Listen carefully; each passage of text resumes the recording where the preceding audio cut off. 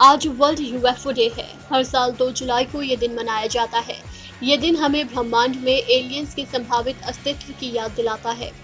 फिल्मों में दिखाए गए एलियंस को देखकर कई लोग अपने हिसाब से धारणाएं बना लेते हैं। कुछ लोग तो उड़न तस्करी देखने का दावा भी करते हैं।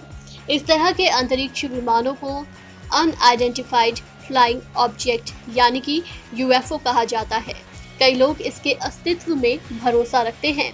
दरअसल 2 जुलाई को यूएफओ डे मनाए जाने का लक्ष्य उनके अस्तित्व के बारे में जानने के लिए ही है।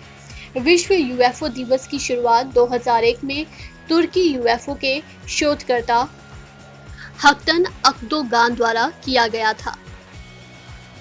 2 जुलाई की तारीख को रोजवेल यूएफओ की घटना की याद के लिए चुना गया था। साल 1947 में अमेरिका के रोजवेल में यूएफओ क्रैश होने की घटना का जिक्र किया जाता है। धरती पर कई बार यूएफओ देखे गए और वो मामले लोगों के बीच में विशेष रूप से छाए रहे हैं। सबसे पहले की अगर बात करें तो जर्मनी के नुरेमबर्ग में अप्रैल 1561 में लोगों ने आसमान में एक बड़ा ग्लोब देखा था। ये ग्लोब किसी विमान की तरह उड़ रहा था। उस समय इस आसमानी आफत को देखकर कई लोग हैरान रह गए थे।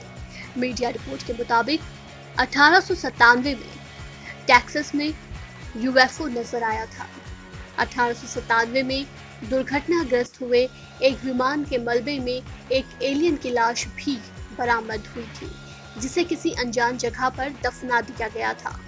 आए दिन पूरे विश्व में यूएफओ के दिखाई देने के दावों की खबरें सामने आती रहती हैं।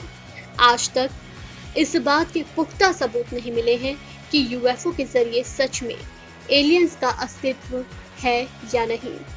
ज्यादातर वैज्ञानिक यूएफओ के दिखाई देने के दावों पर यकीन नहीं करते और तारों के बीच की विशाल दूरी के मद्देनजर इसकी संभावना को खारिज कर देते हैं।